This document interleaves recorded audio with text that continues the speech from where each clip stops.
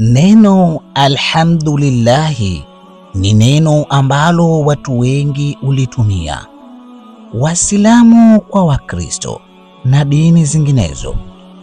Hivyo neno hili limekuwa ni neno la kawaida sana kwa kila mmoja wetu kulitumia.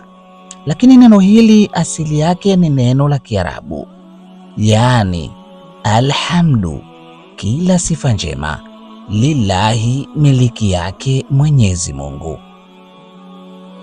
Neno hili ni dogo kwa herufi zake, lakini neno hili ni kubwa kwa matukio yake na matendo yake.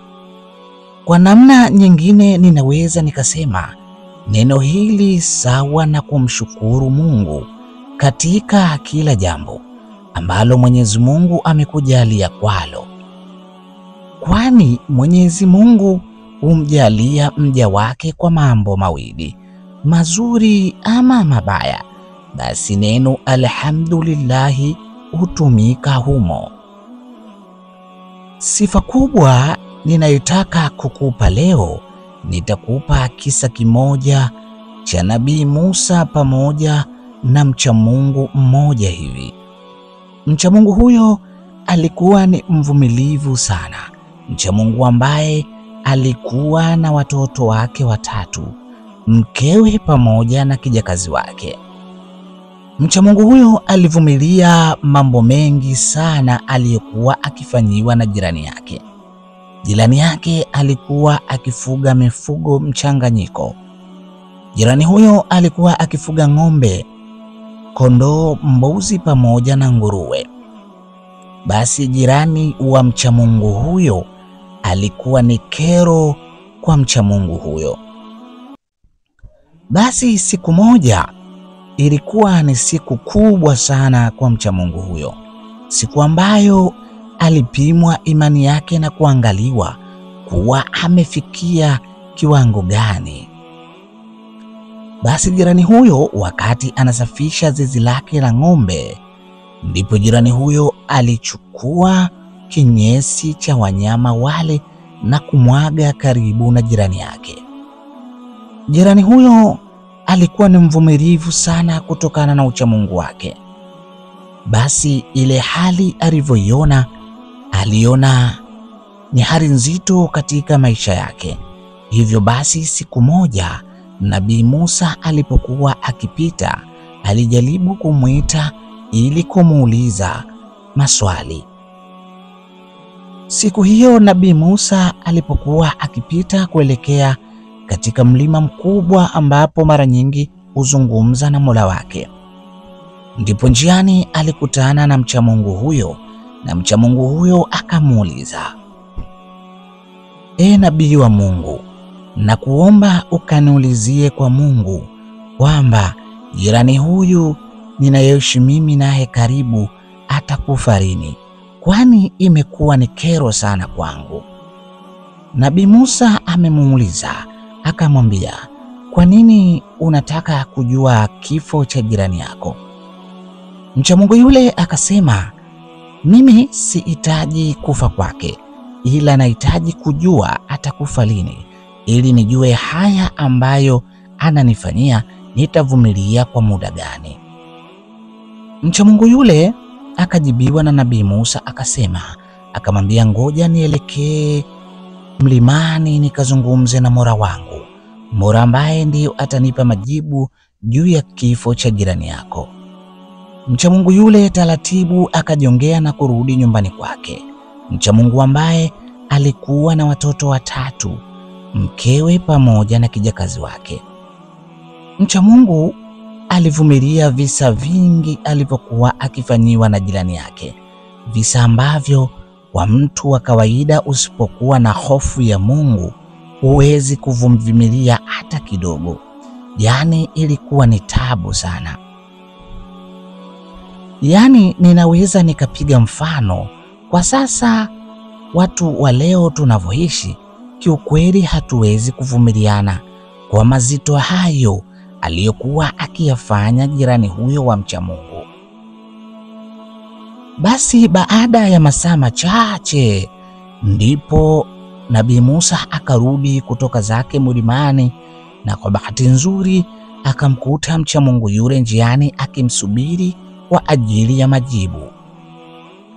Nabii Musa akamwambia, majibu niliyopewa na Mola wangu ni kwamba huyu mtu atakaa muda mrefu sana, ana miaka kama 100 hivi, hataendelea kuishi.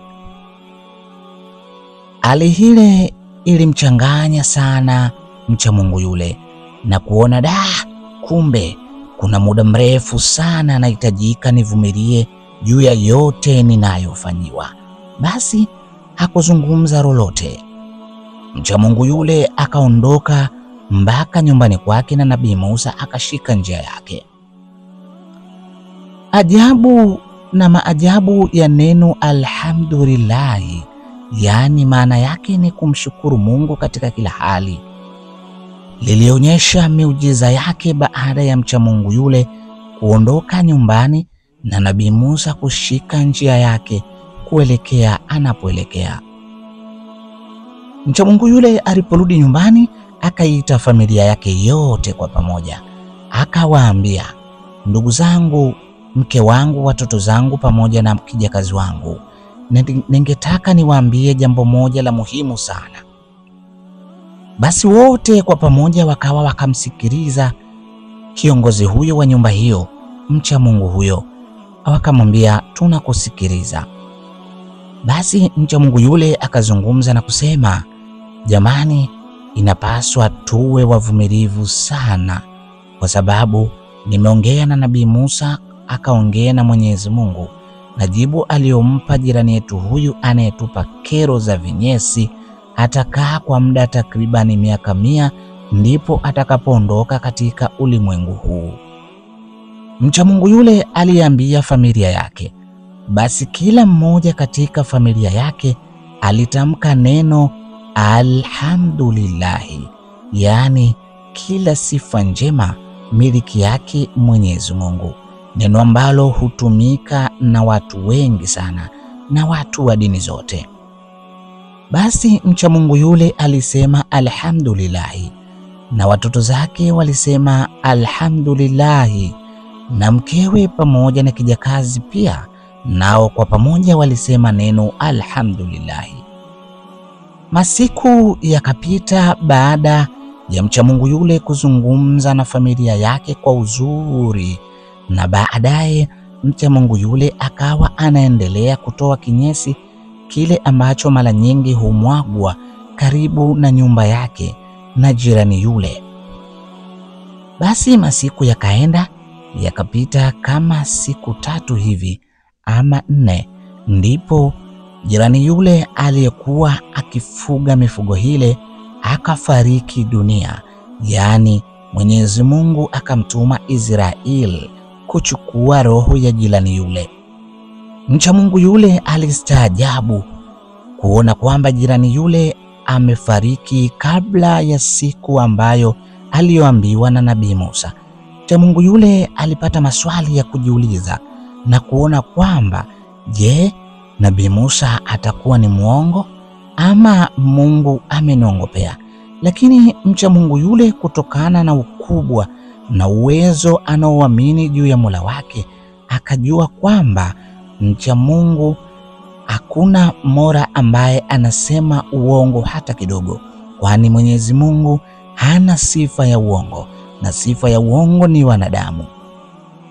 Lakini mcha Mungu yule akaona nisibaki kukaa kimya tu. Baada ya kumaliza mazishi ya jirani huyo ambaye aliyekuwa ni kero kubwa kwake, akamfuata Nabii Musa na kumuuliza, ewe nabii wa Mungu, nilikuuliza juu ya maisha ya jirani yangu na ukanijibu kwamba umezungumza na Mola wetu, ametuambia kwamba atakufa baada ya miaka 100 ijayo. Je, imekuwaje sasa jirani huyu amekufa ndani ya siku chache hizi? Nabii Musa akamwambia, mimi sina jibu la kukupa, ila kitu ambacho nitakusaidia ni kitu kimoja tu, ngoja nikazungumze naye kwa mara nyingine. Nabii Musa akashika njia na kuelekea huko mlimani kama ilivyo ada yake ya kumwomba Mola wake. Huko alipomaliza ibada zake, akamuuliza tena Mwenyezi Mungu kwa swali lile lile ambalo aliambiwa na mcha Mungu yule. Nabii Musa akamuuliza Mwenyezi Mungu, ewe Mungu, mja wako anauliza, ulisema yule kijana jirani atakaa miaka 100 mbele ndipo aje kufa. Je, kitu gani kilichomfanya afe mapema kiasi hicho, na ametumia siku chache sana? Mwenyezi Mungu akamwambia Nabii Musa, nisikilize nikwambie, yule kijana siku ambayo uliomwambia kwamba yule jirani yake atafariki ndani ya miaka 100 ijayo, kijana yule alitamka neno alhamdulillahi, kwa maana alinishukuru mimi kwa mabaya yale ambayo alikuwa akifanyiwa na jirani yule. Mwenyezi Mungu akamwambia Nabii Musa, alhamdulillahi ya mcha Mungu yule imepunguza miaka 20 ya jirani yule, na alhamdulillahi ya watoto watatu wa mcha Mungu yule imepunguza miaka 60, kwa maana kila alhamdulillahi moja ilibeba na kupunguza miaka 20 ya umri wa jirani yule. Watoto watatu wote walisema alhamdulillahi. Ukizidisha kwa 20 unapata 60, ukijumlisha na alhamdulillahi ya baba yao unapata 80, ukijumlisha ya kijakazi alisema alhamdulillahi, basi nayo ilikuwa alhamdulillahi ya 100, na yule kijana kijakazi alisema alhamdulillahi. Hapo ndipo ikamaliza kabisa hata miaka ya ziada ya kuishi kijana yule. Neno alhamdulillahi ndiyo liliofanya kazi na kuthibitisha kuwa mcha Mungu huyo ameshukuru alhamdulillahi, na alhamdulillahi ndiyo imekuwa sababu ya kijana yule kuondoka katika ulimwengu. Neno alhamdulillahi, kama ambavyo mwanzo nilikwambia, ni neno fupi lenye harufi chache, lakini ni kubwa mbele za Mola wako. Mara tu unapofanyiwa jambo baya ama zuri, basi jambo la kwanza kufanya ama kusema, sema alhamdulillahi, yani kila sifa njema miliki yake ni Mwenyezi Mungu. Nabii Musa baada ya kupata jibu hilo akaelekea mpaka kwa kijana yule na kumweleza uhalisia katika kile kilichotokea, na ndipo akapata jibu halali kabisa la kujua kwamba kumbe ukimshukuru Mungu, Mungu anachukua shukurani yako kuwa ni adhabu kwa yule anayekufanyia makosa. Ndugu mpenzi, si hayo tu yaliyoleta faida ya neno alhamdulillahi, yani faida ya neno kushukuru, kwani faida ya neno kushukuru ni kubwa sana. Nikupe kisa kimoja kingine ambacho kitakupa faida kubwa sana kwa kusema neno alhamdulillahi.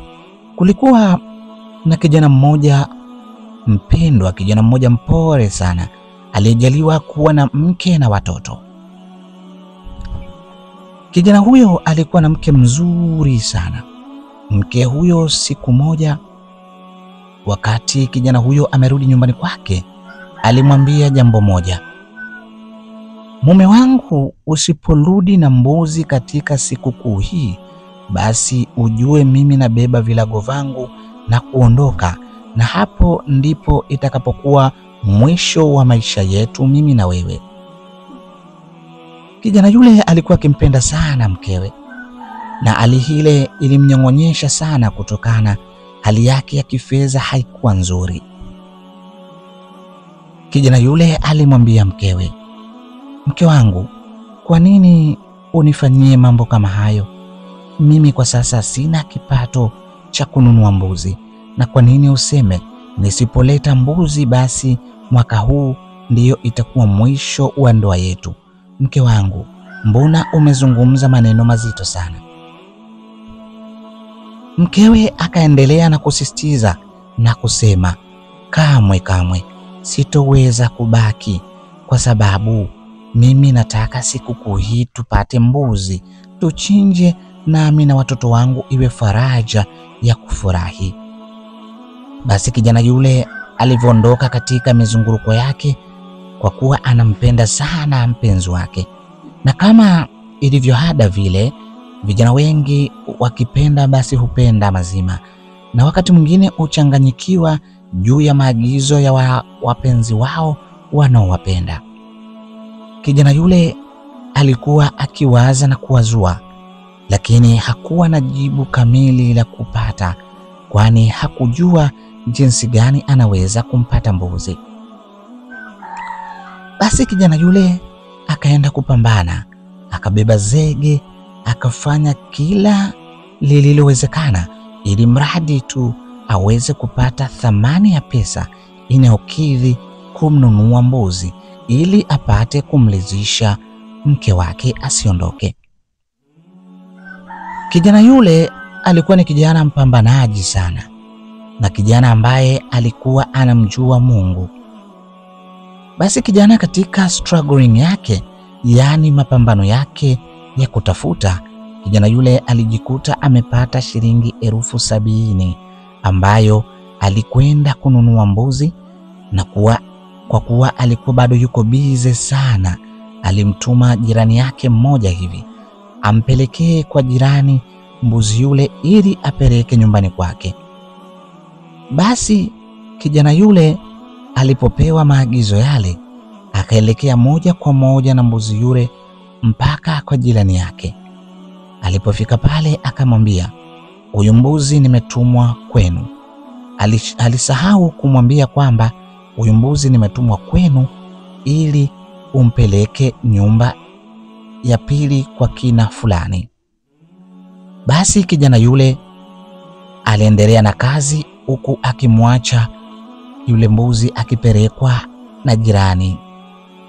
Basi kijana yule wakati anarudi alijua sasa nyumbani ndoa imenoga, kwa sababu mbuzi tayari nimekwisha peleka na kila kitu kinakwenda sawa. Kijana yule alirudi mpaka nyumbani, na alipofika nyumbani alimkuta mkewe amenuna nununu na watoto wamekasirika.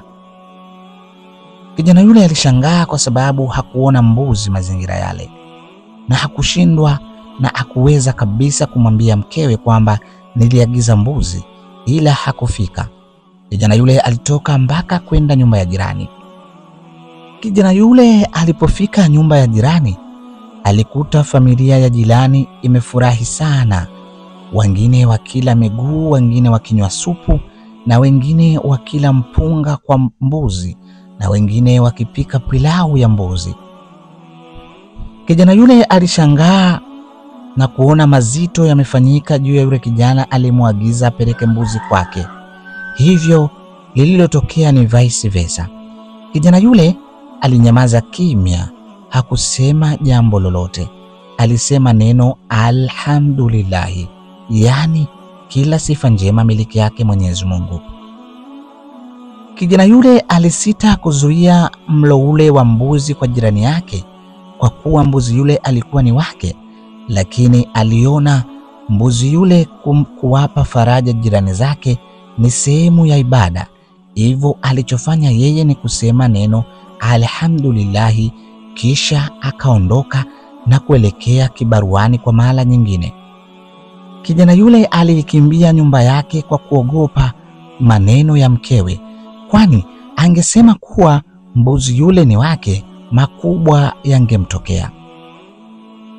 Basi kijana yule wakati anakwenda njiani, alimkuta baba mmoja wa Kiarabu anatembea polepole sana. Kijana yule wakati amemwona baba yule wa Kiarabu anatembea polepole, ndipo kijana yule alimsogelea na kumuuliza swali, hali yako mzee? Mimi si jambo, sijui wewe unaendeleaje? Mimi ninaendelea vizuri. Mbona unaonekana mwendo wako ni mdogo mdogo sana? Babu yule akajibu, kijana wangu, mimi nina matatizo ya sukari. Kabla hajamaliza majibu yale, babu yule akadondoka chini na kuzimia. Kijana yule akambeba na kumweka pembeni na kuanza kumpepea. Kijana yule alishikwa na butwaa sana kwa tukio lile, na akajiuliza, kama nisingekuja kumsalimia babu huyu, kipi kingetokea? Mbona leo ni kama siku yangu ya mkosi? Lakini kijana yule kwa kuwa anamjua Mungu, alitamka kwa mara nyingine neno alhamdulillahi. Basi baada ya muda mfupi ikapita Range Cruiser. Kulikuwa na mabosi wawili wa Kiarabu walikuwa wakimtafuta baba yao, yule ambaye aliyedondoka. Kumbe mzee yule alikuwa yupo katika mazoezi, na baada ya muda kuchelewa kurudi, ndipo nyumbani kwake walipata shaka na kumfuatilia njia ambayo mara nyingi hupita. Ndipo akamkuta kijana huyo na babu yule akimpepea. Wakafungua Range Cruiser hile na kumwambia na kumsalimia na kumuuliza ilikuwaje. Kijana yule aliwaelezea kwa urefu na mapana juu ya yote ambayo yaliyotokea. Hivyo basi yale yaliyotokea yalikuwa ni mambo ambayo Mungu aliyakadiria. Basi Waarabu wale walimchukua baba yao na kumwamuru kijana yule apande katika gari ili waelekee wote nyumbani, kwani kwa kile alichokifanya kilikuwa ni kikubwa na chenye thamani juu ya mzazi wao. Walipofika kule, na siku ile ilikuwa ni siku ya Idi, basi wale Waarabu walimshangilia sana yule kijana na kumfurahia juu ya mazuri aliyoyafanya kwa baba yao. Kijana yule alitulia tu. Akatokea bosi mmoja, ni mtoto wa yule baba aliyedondoka. Alichukua shilingi milioni 5 na kumkabidhi kijana yule, na kisha akamwamuru mfanyakazi akamtafute ng'ombe mkubwa aliyenona, amkabidhi amwekee katika gari na kumpelekea kijana yule nyumbani kwake. Kijana yule alishukuru sana na kuona alipoteza mbuzi, na Mungu akampa ng'ombe kwa ajili ya neno fupi lenye herufi chache la kusema alhamdulillahi. Kumshukuru Mungu kwa kusema alhamdulillahi kuna faida kubwa sana. Faida ambayo utaipata ni kubwa, ni zaidi ya upendo, kwani Mungu husema mwenye kumlisha ama kumfurahisha mwenzi wake, basi Mungu naye atamfurahisha zaidi. Kijana yule alikataa kuwadhalilisha jirani wale kwa kuona kuwa familia yao imefurahia tayari. Hivyo basi alimshukuru Mungu na Mungu amemfurahisha zaidi. Simulizi hii ni nzuri sana, ambayo itakupa wewe mafunzo makubwa na kujua faida ya neno chache tu, neno lenye herufi chache, neno dogo sana kutamka, neno ambalo ukilitazama unaweza ukaliona ni neno dhalili sana, lakini neno hili ni kubwa mara tu unapolisema. Basi ukilisema kutoka ndani ya mtima wako, Mungu ulipokea na Mungu ukupa badala yake. Natumai umejifunza kitu katika neno hili, neno la alhamdulillahi. Natumaini yangu kuanzia leo itakuwa ni neno rafiki kwako katika kinywa chako mara tu unapokutwa na jambo zito na mambo ambayo yatakufanya uwe mnyonge katika hii dunia. Basi litamke neno hili iwe ponyo na dawa kwako kwa kusema alhamdulillahi. Ndugu mpenzi msikilizaji wa simulizi hii ni Mengi Simulizi, inakuletea mambo mbalimbali, mikasa na visa vya watu vilivyotokea katika mapenzi, mahusiano na hata elimu ya dini zote zile, ambayo mikasa hiyo itakuwa ni elimu kwetu na kutufanya tumjue Mungu na kutufanya tujue uhalisia wa maisha yetu. tumeliona tayari mimi nawe neno alhamdulillahi, neno lenye faida kwetu, neno kubwa, neno lenye thamani. Basi anza leo katika kila lile ambalo utafanyiwa na kufanya, basi usisahau kusema neno alhamdulillahi. Na kuomba unifanyie upendeleo wa kusubscribe kama ndiyo mara yako ya kwanza kujiunga katika channel yangu.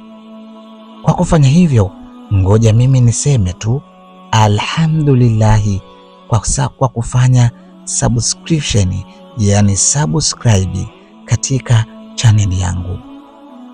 Kwani kwa kusema hivyo Mungu atakulipa, nami nitakuwa nasonga nawe, tunajifunza kwa pamoja visa na mikasa tofauti ili tupate kupata elimu. Niseme tu kwa mara nyingine, alhamdulillahi kwa kunisikiliza. Nashukuru, nami nakuombea Mungu akubariki, akupe afya njema. Asante kwa kunisikiliza. Mimi ni Mr. Mengi aka Kisiki. Karibu.